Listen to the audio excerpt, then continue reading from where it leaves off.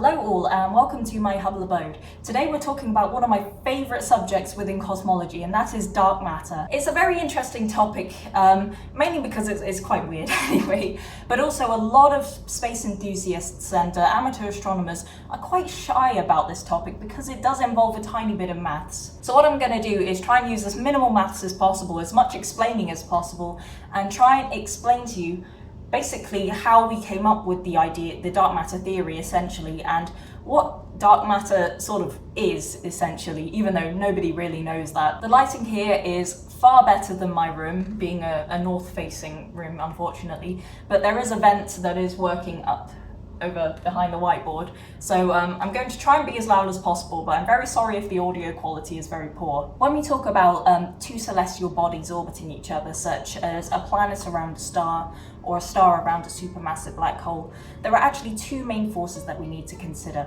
That is the centripetal force, you might know it as the centrifugal force, and also the gravitational force. So if you don't know what the centripetal force is, it's essentially circular motion, a way to describe circular motion, which, you know, stars and planets, they all have to some degree. It's more of an ellipse, but we'll forget about that. We'll pretend everything's perfect circles today. But you might know it as sort of like an outwards feeling force, such as when you turn a car round a sharp right or left and you feel yourself moving outwards. It's actually a force going inwards, but we won't complicate things any more than that. When it comes to centripetal force, we tend to think about it more so in terms of radial velocity. So that sort of builds in the idea that things are circular anyway. So we'll use letters like omega to denote radial velocity, and we'll talk about angular momentum, you know, angularly, of course. But today we're going to talk about it more tangentially and linearly, so things in straight lines rather than circles. So the equation might not quite make sense to you when I write it down, but we're just going to take it as fact. The derivation is quite long-winded, so I don't want to go into it here. So we've got the centripetal force.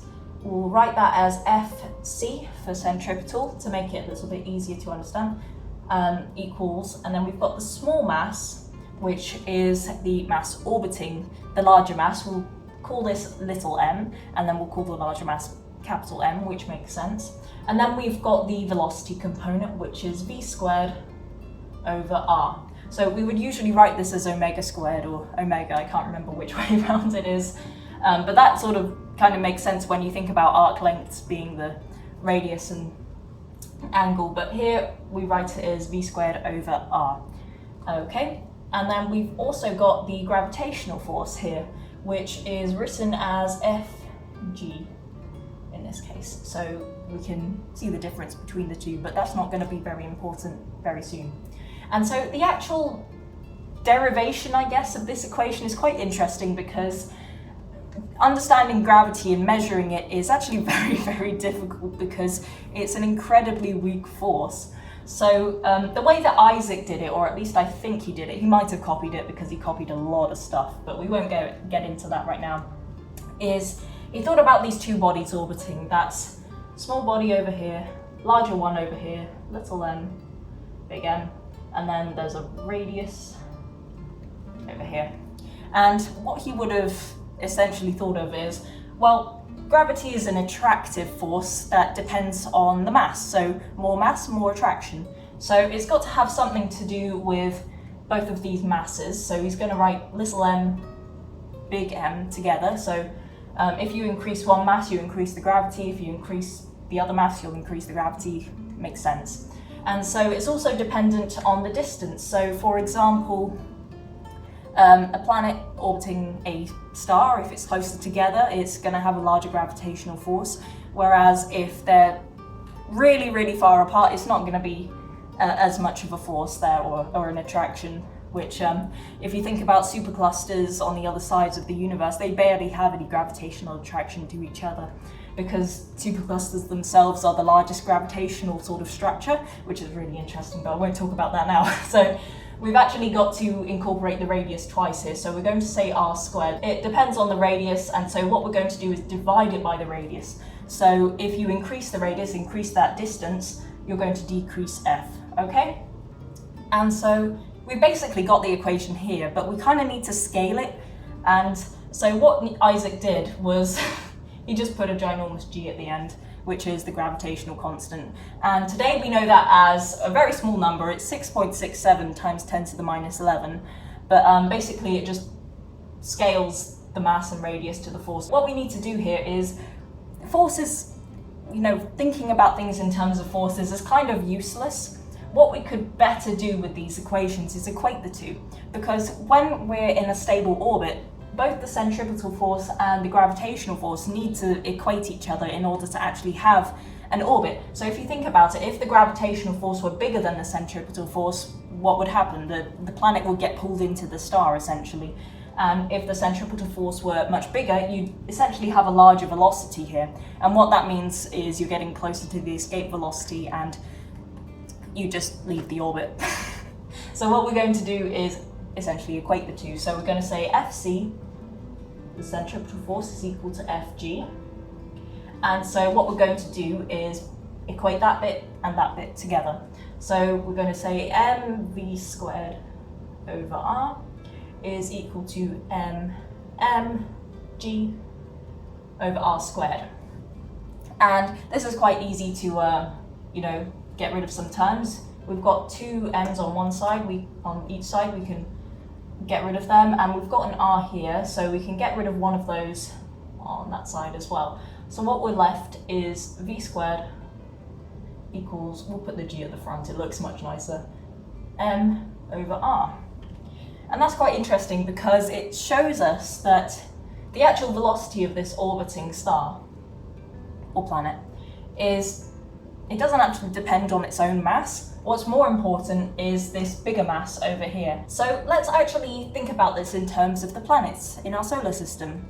And we'll say the large mass is of course the sun, and the planets are outside of the sun. That's quite important here. So if we plot the actual velocity squared of the planets, we've got v squared over there, we've got r, is all arbitrary, I don't need to put some numbers down, that's not important.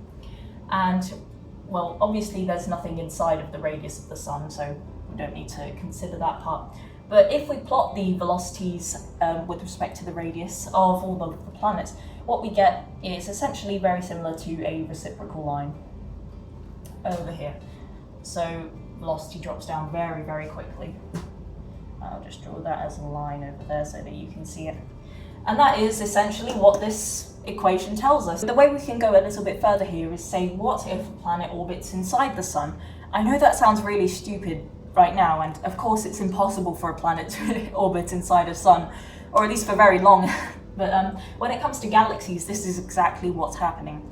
So when we actually go into the sun, all the mass that matters is what's within the radius itself. So I'm going to try and draw this out somewhere.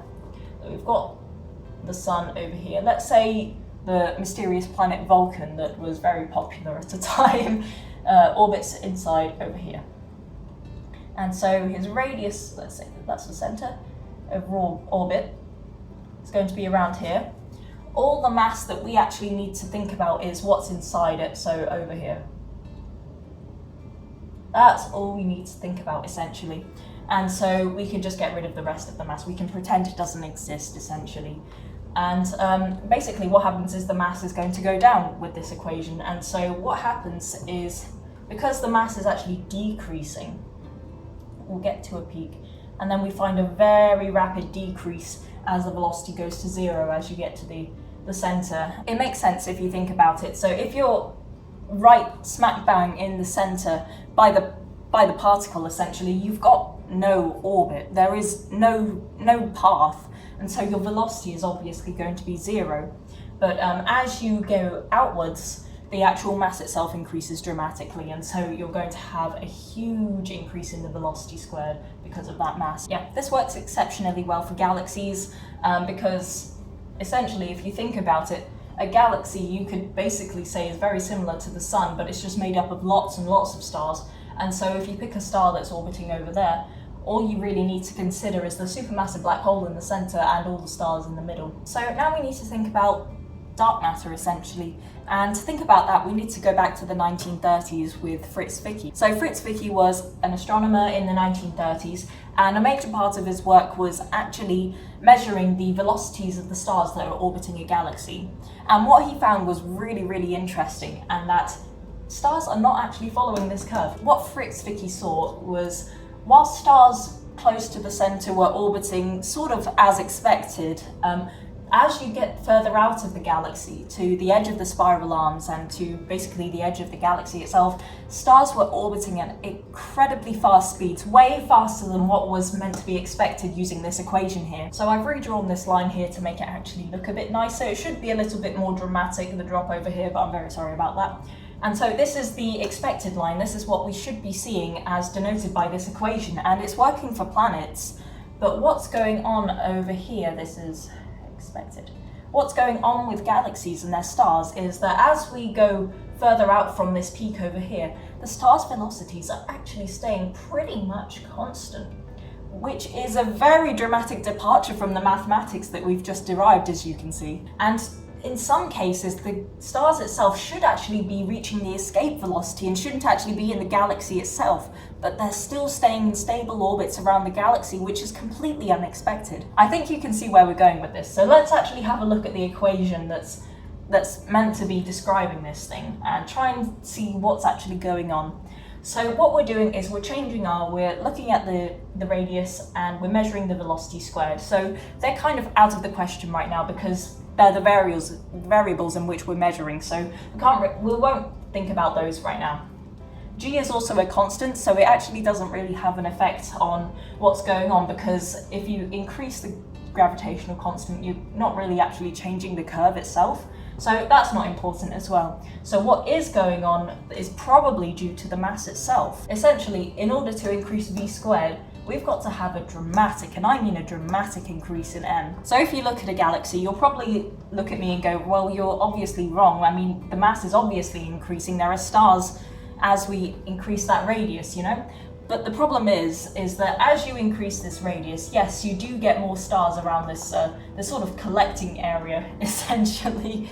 But when you actually look at a galaxy, it's quite clear that the majority of the stars are very close to the supermassive black hole. Very few of them are actually at the edges of the spiral arms, and that's, you know, obvious. You can see that there are a few stars as you go outwards. But that's the thing, this curve is kind of saying the opposite thing. It's telling us that there's a huge dramatic increase in m to the point where the majority of the mass should actually be sort of on the edge of the galaxy, which is completely contradictory to what we're actually seeing. Generally speaking, there are two main accepted ideas as to what's really going on. And the first one is that the equations are wrong.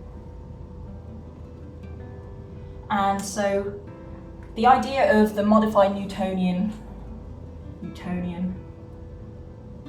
dynamics theory is that essentially we're missing some really important term here that's to do with the mass and the rotation, the orbits of the stars, that essentially when we're looking at the planetary level, we don't really need to consider, because really it's such a small scale object. But when we move out to galaxies and multiple stars, you know, just big clusters of them, that's when this gravitational extra constant comes into play, and it's something that we just didn't really see in early history. The second idea, and I know this might sound really weird compared to the other idea, is that there's extra mass that we haven't actually seen, that we can't see, we can't really observe, and it's just playing with our galaxies essentially. So that is what we call dark matter.